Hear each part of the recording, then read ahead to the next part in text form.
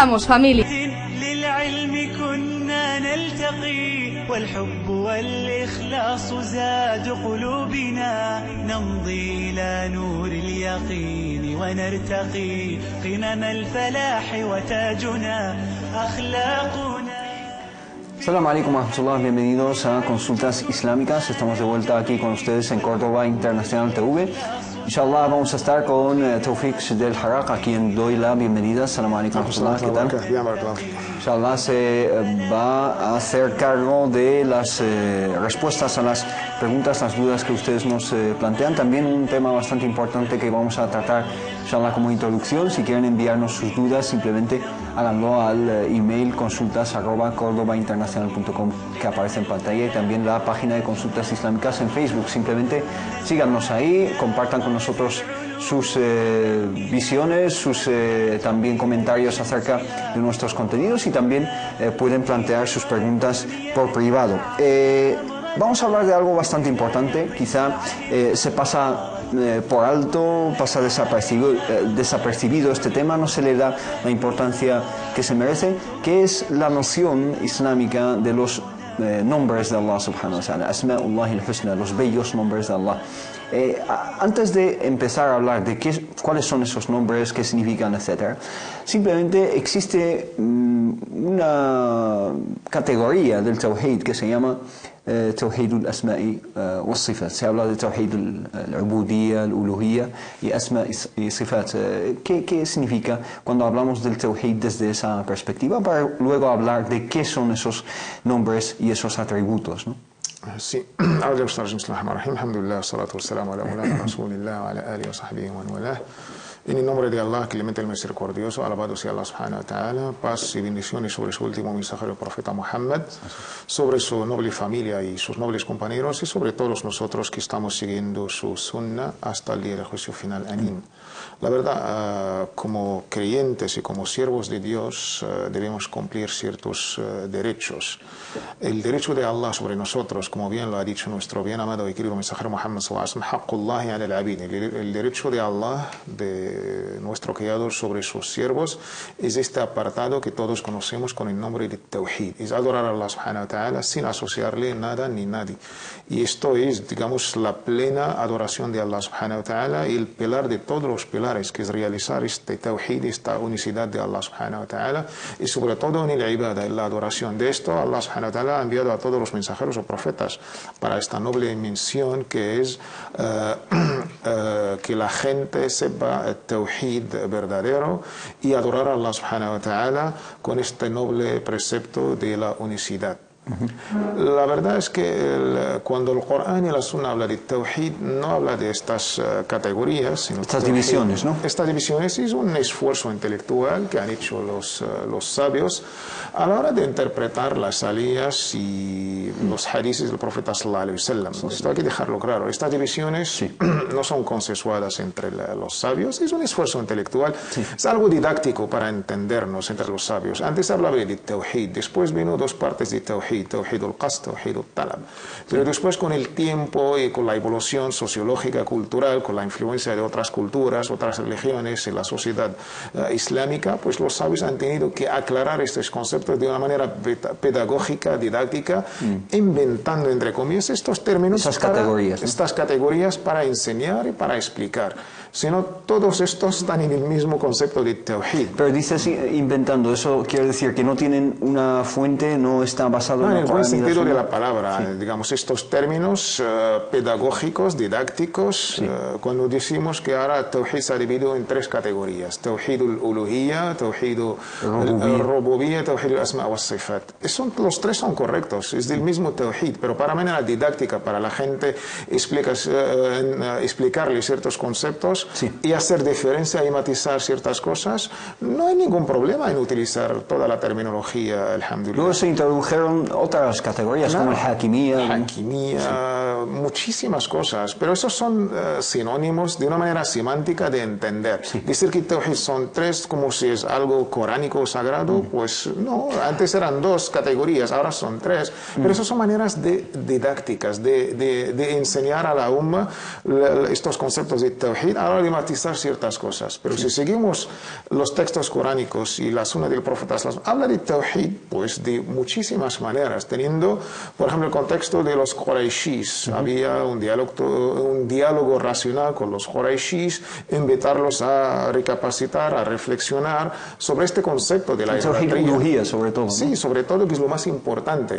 Pero al hablar con los Quraishis, para un poco situarnos, los Quraishis, si les preguntas, ¿quién te ha creado a ti como Abu Jahl o como Umayya ibn Dicen Khalaf? Allah. Dicen Allah. ¿Quién creó los cielos y la tierra? Dicen Allah. Entonces esto, a primera, digamos, vista, esta gente está realizando tawhid, pues no. Y si les preguntas, ¿por qué asociáis algo o alguien con Allah? No, es que solamente lo estamos haciendo como un intermediario entre nosotros y Allah.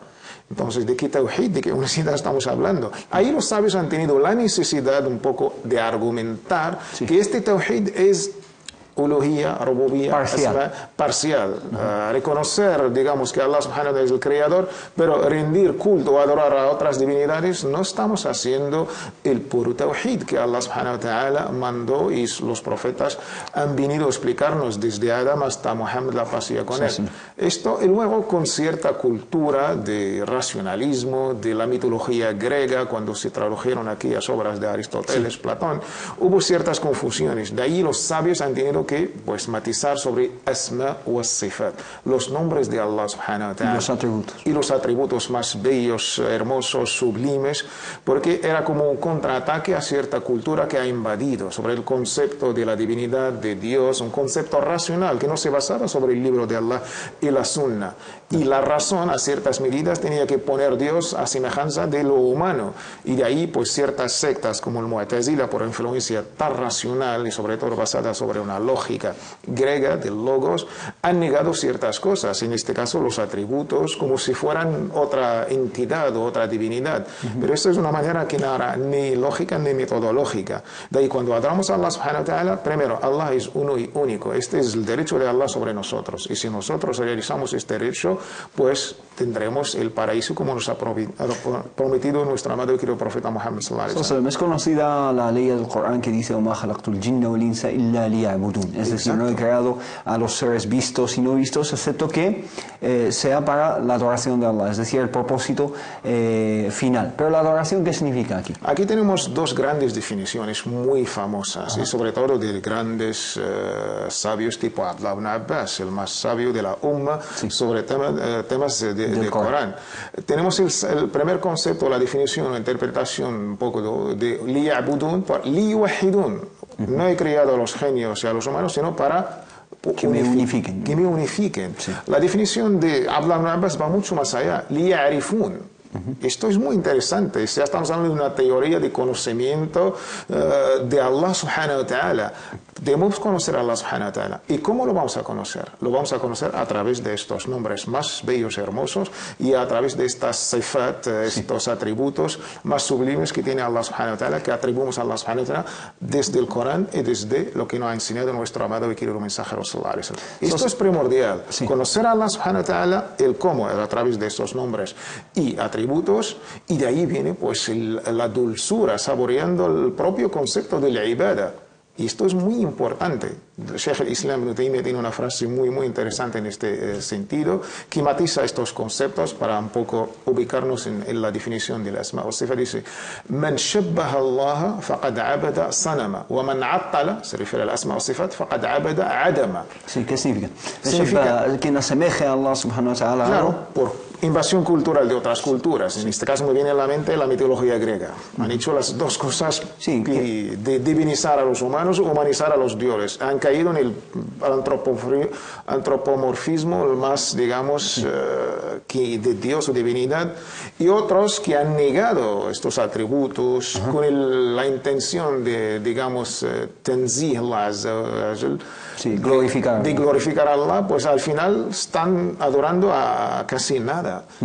Entonces es un término medio, ¿no? Es un término medio entre estos dos extremos. El extremo de quienes asemejan a Dios a la creación y lo reducen a un ídolo casi, y quienes, digamos, niegan estos atributos y estos nombres de Allah subhanahu wa ta'ala, y Allah o la noción de Dios se queda en la nada, ¿no? Sí, y de esto el capítulo más corto del Corán, que está al alcance de todas las mentes, que es el capítulo 112, pues explica, matiza muy bien estos términos. Qul huwallahu ahad, Allahu samad, lam yalid wa lam yulad wa lam yakul lahu kufuwan ahad. Es un discurso de manera imperativa a nuestro amado y querido mensajero, pero a toda la umma. Sí, debemos decir y plasmar en nuestra conducta, a través de nuestra mente, lo tenemos muy bien así ya, convencidos de Allah es uno y único, a Él nos dirigimos. Y también no ha sido engendrado, y tampoco tiene a nadie, a nada que le asemeje. Y con la otra alía que siempre mencionamos, Laysa kamithlihi shay wa huwa as-sami'ul basir. Allah subhanahu wa ta'ala no tiene a nadie o a nada como Él, a nadie se le asemeja. Y Él subhanahu wa ta'ala, pues a Él pues le pertenecen todos estos nombres bellos, hermosos, y de eso trata también otra alía que nos explica nuestro tema de hoy, وَلِلَّهِ الْأَسْمَاءُ الْحُسْنَى فَادْعُوهُ بِهَا. A Allah les pertenecen los nombres más hermosos y bellos. Y nuestro deber, unificar a Allah subhanahu wa ta'ala, invocar a Allah subhanahu wa ta'ala con estos nombres, con estos atributos sublimes que tiene Allah subhanahu wa ta'ala.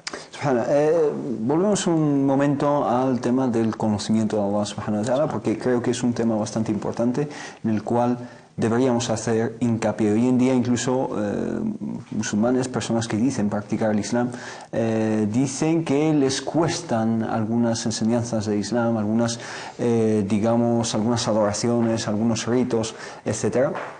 ¿Cómo puede influir en nosotros el conocimiento de Allah subhanahu wa ta'ala, el amor de Allah subhanahu wa ta'ala, para hacernos más fácil nuestra práctica del Islam y, disfrutar de ella incluso, ¿no? Sí, no, esto es primordial. Esto es la pregunta que nos hacemos todos los seres humanos. Son preguntas un poco decisivas que se han planteado a lo largo de la historia del ser humano. La primera pregunta es ¿quién soy yo? ¿Quién me ha creado? Esta pregunta no solamente filosófica o religiosa, sino pues a ti mismo, tu propia existencia, ¿a qué debe? Y de esto yo creo que las filosofías, las religiones han intentado dar respuestas. De ahí conocer a tu creador es lo más importante, es primordial. Si yo existo, pues ¿quién me ha creado? Pues hay teorías desde la evolución o desde la creación, siempre han intentado pues dar respuestas a esta pregunta, porque sabiendo quién eres tú, pues ahí te vas a encontrar con estas respuestas. Y la respuesta que da sentido a tu condición humana es que la existencia de Dios. Solamente por preguntarte a ti mismo, ¿quién soy yo? Por lógica y por no solamente pruebas científicas, últimamente se está hablando de Dios, quizás en un contexto occidental, pero si tenemos en cuenta otros contextos, es la pregunta que está intentando todo el mundo pues resolver.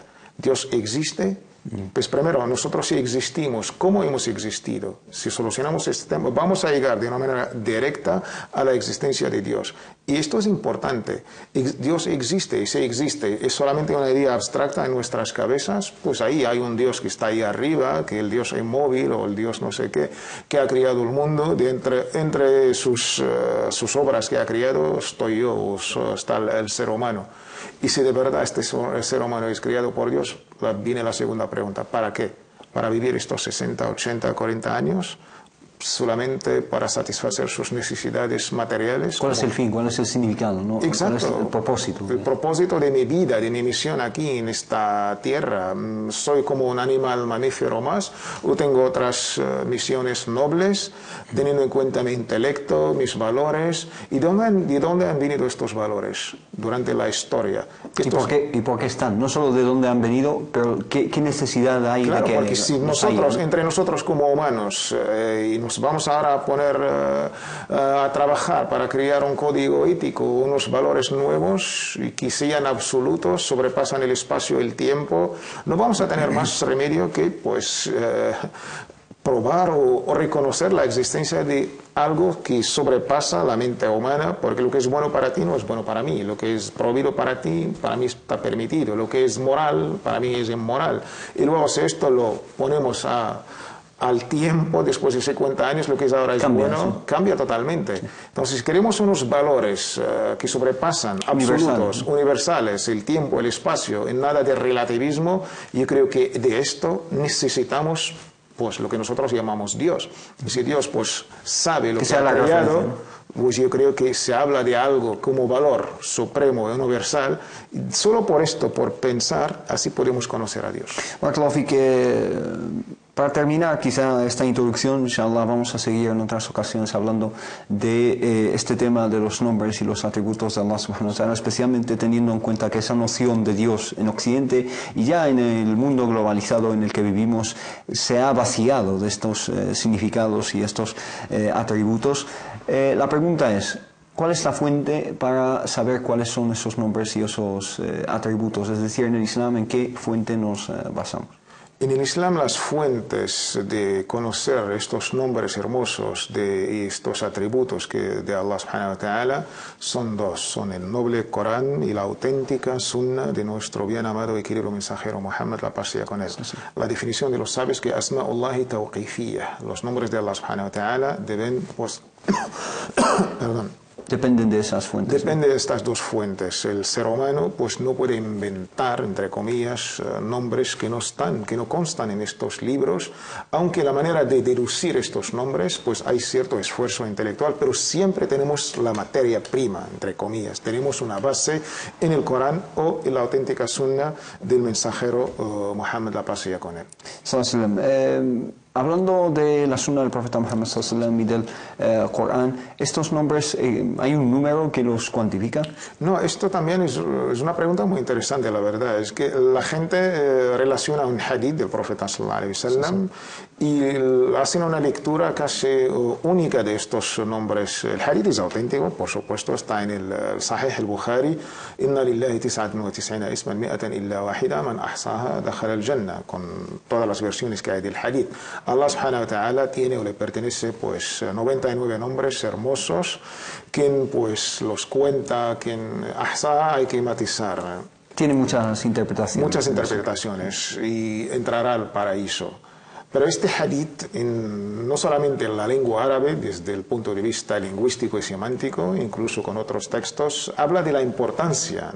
No ha limitado nuestro bien amado y querido mensajero sallallahu alaihi wasallam estos nombres en este número fijo 99. Sino pues en el Corán y la auténtica Sunna, si hacemos una lectura de todos los textos sagrados, sobrepasamos este número por... ¿No puede ser un número también simbólico, es decir, 99, que sea un número que simplemente simbolice o indique? Indica la abundancia, indica... Es que en la cultura árabe, hay estos números 99, estos 70, indican pues de una manera no exagerada, pero indican la abundancia, indica la grandeza. O sea, hay ciertos números, como el número 70 o número 90, 99. 99 o 100 menos 1 significa que, sabiendo que en aquellos tiempos los números, como todos conocemos, no existían. Tenían que ver con el idioma, la lengua, como el hebreo, pero eran números de indicar la grandeza, de indicar la importancia. De esto el profeta sallallahu utiliza esto a menudo en sus hadices.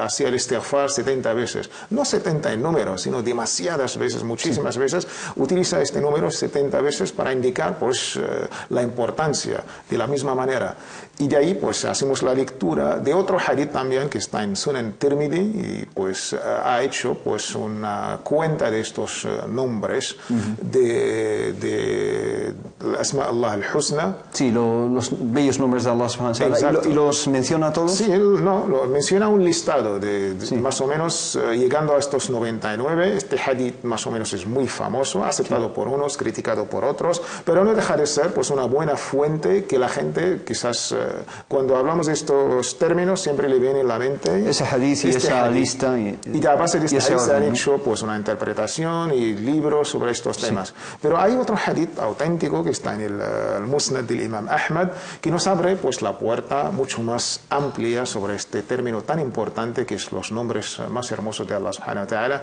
que los nombres de Allah subhanahu wa ta'ala, cuando el famoso dua del profeta Allahumma inni as'aluka bi kulli ismin huwa lak 'allamtahu ahadan min khalqik aw anzaltahu fi kitabik aw ista'tharta bihi fi 'ilmi al-ghayb 'indak, pues nuestro amado y querido mensajero nos enseña cómo invocar a Allah subhanahu wa ta'ala, cómo pedir por sus nombres. De esto es muy importante. ¿Para qué sirven estos nombres? Sirven para hacer dua, aparte de conocer a Allah subhanahu wa ta'ala, pedimos a Allah subhanahu wa ta'ala por sus nombres. A través de ellos. Oh misericordioso, pedimos su misericordia. Oh, todos estos nombres que conocemos. Pero en este hadith el menciona, hadith que dice, para traducirlo en español. Traducir que te pido a Allah subhanahu wa ta'ala por todos estos nombres hermosos que has descendido, has revelado en tu libro, o has enseñado a un siervo tuyo, sí. Algún profeta, alguna o persona. lo has dejado en el ghaib, Desconocido, solo lo conoces tú. Lo conoce Allah subhanahu wa ta'ala. A partir de este hadith descubrimos que no son 99, sino hay más. Hay muchísimo más. Los sabios, más o menos de la exégesis coránica, del tafsir y de la sunna, han hecho un esfuerzo intelectual sabiendo, dejamos el hadith de Abu Huraira, del Sunan Tirmidhi, que habla de 99, estos normalmente son nombres no compuestos. Pero si cogemos la famosa aliyah al final de Surat al-Hashr, tenemos nombres hermosos que son compuestos. Dul Jalali wal Ikram. No solamente Ar-Rahim. Sí, hay nombres que son compuestos. Sí. Y de estos, la sunna y el hadith ya sobrepasamos casi el 250. Entonces, si vemos esta visión integral de todas las aliyas coránicas, 100 y pico, de la sunna auténtica, 100 y pico. Y la tercera manera es lo que han hecho los sabios. De ciertas aliyas que hablan de sifat, de los atributos de Allah subhanahu wa ta'ala, sacamos un nombre. Es un debate teológico entre los sabios, pero la mayoría lo ha aceptado porque tiene base. Intansurullah, para dar un ejemplo, y Ansorkum. El nombre de Nasser, quizás no viene en los textos como así, An-Nasser, pero en otras aliyas, Intansurullah y Ansorkum, o wa khairun Nasirin. Los sabios han deducido el nombre Nasser como un nombre hermoso. Tiene base, tiene base. Otros no, es que no está, pero en ese hadith, hay muchos que no están, incluso estos compuestos. Y de esto, yuhibbuhum wa yuhibbuna, en nombre de Al-Habib. Es un debate que se respeta, pero mientras tiene una base del aliyah o de la sunna, yo creo que... No se puede negar. Exactamente. Que vamos a seguir, inshallah, en otras ocasiones hablando de este tema. No obstante, en la segunda parte de Consultas Islámicas vamos a contestar a sus preguntas, inshallah. Volvemos dentro de muy pocos minutos aquí en Consultas Islámicas, después de esta pausa. ساحة للعلم كنا نلتقي والحب والإخلاص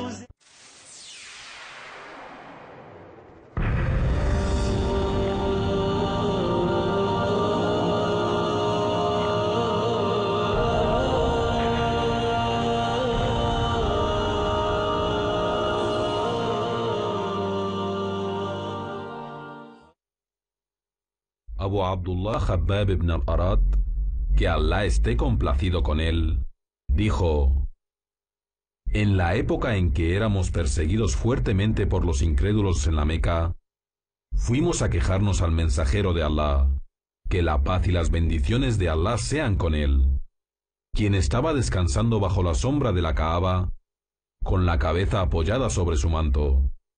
Le preguntamos: ¿es que no vas a pedir ayuda para nosotros? ¿No rogarás a Allah por nosotros? Él dijo: antes tomaban a los hombres creyentes y los enterraban. Les ponían una sierra en la cabeza y los abrían en dos mitades, y los peinaban con peines de hierro hasta que los dientes del peine llegaban al hueso, desgarrando la carne, y ni con todo eso conseguían hacerlos renegar de su fe. Y por Alá, que el Islam triunfará de tal forma que llegará un tiempo en el que el viajero podrá ir desde Sanaá hasta Hadramaut sin temer absolutamente a nadie, excepto a Alá, y del lobo sobre su rebaño. Sin embargo, ustedes tienen prisa. Al-Bukhari.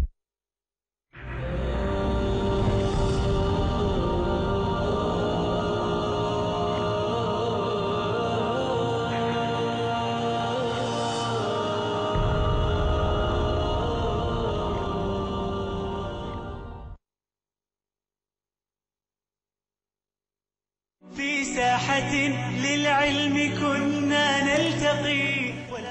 Assalamu alaikum wa rahmatullah, bienvenidos de nuevo a Consultas Islámicas. Si quieren plantear sus preguntas, simplemente envíennos un email a consultas@cordobainternacional.com o la página que aparece en pantalla también de Consultas Islámicas en Facebook. Nos plantea Farida una pregunta, dice: una persona que retorna al Islam, que entra en el Islam, ¿ha de pronunciar las dos shahadas, las declaraciones de fe o testimonio de fe, o hace la ablución primero? ¿Existe un ghusl, digamos un baño que normalmente se hace? ¿Es obligatorio? ¿Se tiene que hacer primero antes de la shahada o después? Hay un debate entre nuestros sabios. Lo que están todos de acuerdo es sobre la pronunciación de shahada. Para regresar al Islam, y siempre preferimos ese término de regresados, porque todos nacemos musulmanes, pero por las circunstancias de la vida, pues uno se aleja. Pero al final, hay que dar gracias a Dios, pues regresamos todos al camino recto de Allah subhanahu wa ta'ala. Pues hay que pronunciar la shahada: ashhadu an la ilaha illallah wa ashhadu anna muhammadan rasulullah. Doy fe, atestigo que Allah es uno y único y Muhammad sallallahu alaihi y su último mensajero profeta, junto con esta cadena noble de profetas y mensajeros, por supuesto, porque forma parte del imán, creer en todos los profetas y mensajeros. De esto se explican los 6 pilares. Y siempre aconsejamos a los hermanos a dar este testimonio a base de estudios y estar convencido. No es solamente una... digamos, no tomárselo a la ligera. A la ligera, y que solamente en una declaración como... No, al contrario, es que hay que estudios, estar convencidos, sin ninguna coacción, pero también está la parte ritual, entre comillas. Sí, se declara la shahada, no hace falta que sea en público, la gente como si no lo ha hecho en la mezquita, como no es válida. No, la mezquita es para dar la aceptación, la celebración, la felicitación a un nuevo hermano de una gran familia. Entonces se hace la pronunciación de shahada. El tema del ghusl es, digamos, divergente entre nuestros sabios, aunque la verdad recomendamos a las hermanas, a los hermanos que hagan el ghusl, porque después de shahada, ¿qué viene? Viene salat, viene la oración. Y salat, digamos que el wudú o la ablución es una condición. Pero que sea una condición de regresar al Islam, yo estoy con la opinión que no, pero es recomendable hacer el ghusl o el baño ritual. Abdel Ilah nos pregunta lo siguiente, dice: ¿cuándo es la hora de la respuesta en el día de la oración comunitaria del viernes? El profeta Muhammad sallallahu alaihi wasallam en un hadith dice que el día del viernes hay un momento. Sa'a en árabe no significa una hora de 60 minutos, sino un momento dado en el cual pues nuestras súplicas son respondidas por Allah subhanahu wa ta'ala. Nos preguntan cuándo es exactamente. Sí, esto está digamos, la grandeza de nuestra amada y querida religión islámica. Nos anima, digamos, a aumentar nuestras obras, a aprovechar estos momentos, pero no se indica la hora exacta o el momento exacto. ¿Para qué? Para que pues que habrá un esfuerzo. Si el profeta nos indica la hora exacta o el momento exacto o la noche del destino está en la fecha o el día tal de Ramadán, todos nos vamos digamos, no vamos a hacer este esfuerzo, sino el espíritu, digamos, está en este esfuerzo que debemos hacer todos. Relacionado con el tema de la hora donde o cuando Allah subhanahu wa ta'ala contesta o responde a las súplicas del Jumu'ah o del viernes, hay 2 opiniones, hay cierto debate. El hadith, lo que has dicho, es la base. Sí. Hay un momento, dice hora, sí, no es hora, en árabe significa casi todo el día, pero no, el profeta no nos ha dicho en exacto cuándo es. Entonces, las 2 opiniones más que gozan de cierto prestigio académico para entendernos: una, cuando se levanta o cuando sube el imam en el mimbar para dar su sermón del Jumu'ah hasta el final. Otra opinión que también tiene peso es después de Salat al-Asr hasta el final del día, hasta el ocaso del sol. Y yo creo que en estas 2 opiniones el musulmán debe pues aprovechar, alhamdulillah, estos momentos el viernes con otros actos que son recomendables, desde el baño ritual, desde la recitación de Surat al-Kahf, y aumentar las súplicas durante todo el día, sobre todo estos momentos desde la subida del imam en el mimbar hasta el final de su oración, y también después de Salat al-Asr hasta el ocaso, hasta el Maghrib. Estos 2 más o menos podemos decir que ahí estará, inshallah, la hora de la respuesta. La respuesta también pasa lo mismo más o menos de dejar de forma incógnita el día o la noche de Laylatul Qadr, ¿no? Exacto, ahí está, digamos, el secreto, es que debemos hacer un esfuerzo, si no vamos a dormir todo el año y voy al día 27 para ganar 80 años. Recuerda mucho también la hora de nuestra muerte también. Exacto. Es muy debemos curioso. prepararnos, ¿no? Sí. Esto es importante porque hay un motivo, no solamente en términos psicológicos, sino nos animan de estas cosas, nos animan a obrar bien, nos animan a aumentar nuestras buenas acciones, y de esto yo creo que para el bienestar no solamente espiritual sino también material, incluso relacionando el tema para entender la filosofía islámica sobre esto, no solamente tenemos que trabajar para el Jannah o para el paraíso, sino dice el profeta sallallahu alaihi wasallam, si ahora mismo ya está el día del juicio final y tienes una semilla, plántala. No sabemos cuándo es el día del juicio, el día de la resurrección y todo esto, pero el espíritu positivo del Islam es obrar, es trabajar, es plantar el bien incluso. Barakallahu Saber nos pregunta lo siguiente acerca de un pasaje del Corán. Dice, quería saber si es cierto que Maryam, la madre de Jesús, que la paz sea con él, era la hermana de Moisés y de Harún. ¿Por qué dice esto, hermano? Sí, no, esto se confunde incluso en debates entre los hermanos, A mí me han contado esto con hermanos y los testigos de Jehová. Siempre, por eso aconsejamos a los hermanos de estudiar su propio libro antes. ¿En qué sentido? ¿Testigos de Jehová? ¿En qué? Pues el típico de los hermanos, cuando los testigos de Jehová pues hacen su proselitismo, los hermanos, la primera frase que viene, no, es que vuestro libro es tergiversado, vuestro Torah, Evangelio y Biblia, y nosotros somos los más correctos y auténticos y tal, pues por efecto automático, pues los otros dicen, vuestro libro también, el Corán, está manipulado y está tergiversado. Porque Dios solamente va a conservar al Corán y no va a conservar a los demás libros. Sí. Incluso este señor estaba bastante bien preparado, y a mí me consta, los testigos son los que más se preparan en estos temas a la hora de hacer esto es lógico, yo lo entiendo y lo respeto, por supuesto. Hay que estudiar tu propia religión incluso para presentarla a los demás, que yo lo veo totalmente correcto. Le dijo, mira, vuestro Corán también es manipulado. El hermano pregunta, ¿cómo no? En el Corán no hay un pasaje que dice que Musa ibn Imran, Musa ibn Imran. Sí, dijo el hermano, sí.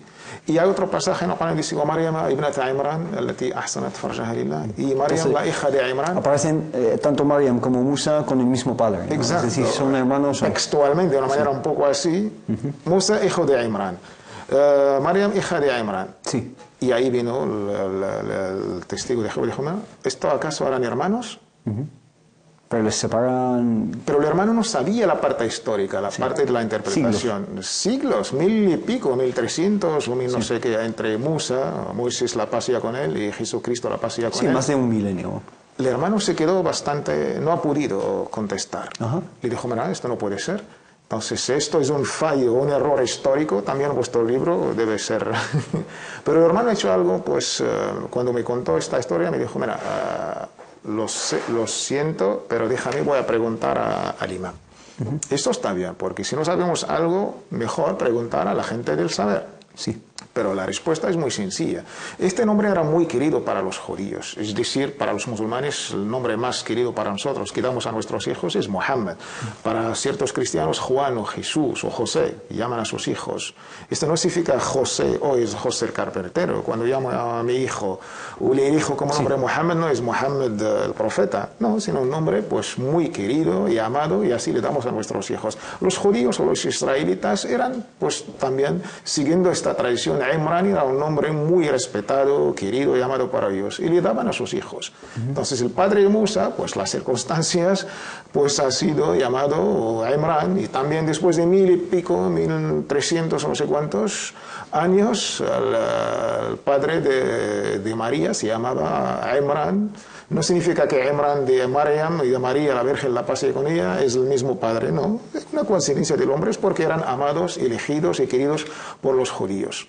Barakallahu, que existe también un debate si realmente se llamaba así o no, es decir, otras personas cristianas pues van a decir, ese nombre no aparece en la genealogía bíblica de Maryam o de Estoy entre sí. San Mateo y otros, hay dos genealogías y esto es un debate que Vale. quizás respetamos. Dice Yamila lo siguiente, dice, en mi país la gente cree que si alguien fallece antes de tiempo, antes de tiempo en el sentido, pone entre paréntesis, fue asesinado, etc., su espíritu viajará a otro lugar para empezar una nueva vida. Y si alguien que lo conocía antes se muere, lo ve, desaparecerá por siempre. Mi pregunta es, ¿debemos los musulmanes creer en esto? Es decir, esta visión La de reencarnación.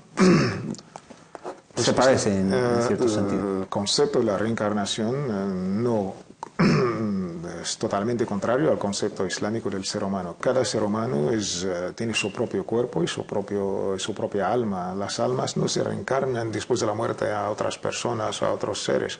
Y de ahí también está presente la responsabilidad y taklif.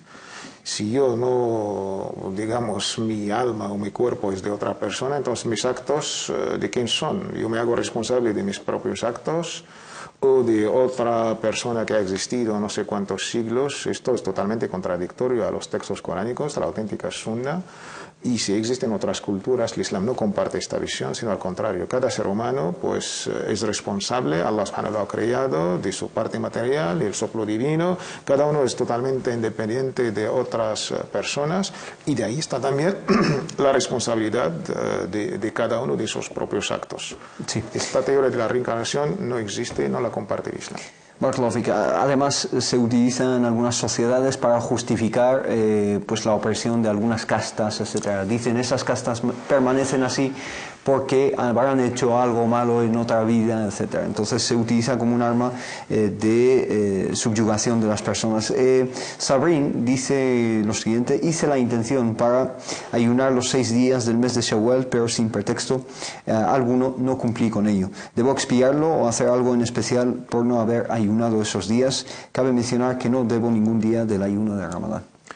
Primero la definición del ayuno de Shawwal entre todos los sabios por el propio hadith del nuestro amado y querido profeta sallallahu alaihi wasallam es algo requerido, es algo recomendable, tatawwu, voluntario, no llega al estado de fardo, de wajib, de obligatorio. Y la definición de lo recomendable, como es explicado en otros capítulos anteriores, es algo que Allah subhanahu wa ta'ala requerido nos ha pues, pedido hacerlo y así hay una recompensa, pero si no lo hemos hecho no pasa totalmente nada. De ahí el concepto, si la hermana no lo ha hecho, pues desde el nivel jurídico no hay ninguna responsabilidad, no ha cometido ningún, digamos, error o falta, sí. Solamente pues no ha ganado unas cuantas hasanat. Pero si ella quiere, pues, digamos, recuperarlo, ayunarlo, está permitido del wird. El profeta nos cuenta nuestra madre Aisha, tenía un wird, tenía unos actos, sobre todo del rezo nocturno, por una razón u otra, si no lo ha hecho, pues lo recompensa durante el día. De ahí nuestros sabios han basado de la misma manera sobre el ayuno voluntario. Si también está basado quizá en que algunos eruditos no limitan el ayuno de los 6 días de Shawwal al mes de Shawwal, sino que dicen que tienes todo el año para hacerlo. La escuela Shafi'i, basando sobre la definición que el mismo profeta Sallallahu nos ha explicado sobre la recompensa. Si el hasanat se multiplican por 10, de ahí hacemos un cálculo matemático. De los 30 días de 30 más de 6, Ramadán, llegaremos a 360, que es un año. Y esto se hace en todos los meses. Si 30 es el mes de Ramadán, para redondear, esto es cultura árabe, también jurídica. Y luego 6 días de Shawwal, de Dhul Qa'dah, de Dhul Hijjah, teniendo la definición de la multiplicación de los hasanat por 10, esto se realiza no solamente en Shawwal, pero durante todo el año. Entonces la hermana, si ella quiere, no es obligatorio, si ella quiere, pues recuperar estos días de Shawwal, tendrá alhamdulillah todo el año para hacerlos. Tawfiq, hemos llegado al final del tiempo que tenemos para hoy. Muchísimas gracias, Tawfiq, por tus explicaciones. Inshallah volvemos muy pronto aquí en Consultas Islámicas con el hermano Tawfiq para que nos explique más cosas. Seguiremos hablando del tema, inshallah, de los nombres, los bellos nombres y atributos de Allah subhanahu wa ta'ala, porque quedan algunas cosas técnicas que precisar ahí. Así que la paz y las bendiciones de Allah sean con todos ustedes. Assalamu alaikum wa rahmatullah. Nos vemos muy pronto aquí de nuevo en Córdoba Internacional TV. في ساحة للعلم كنا نلتقي نلتقي والحب والإخلاص نمضي إلى نور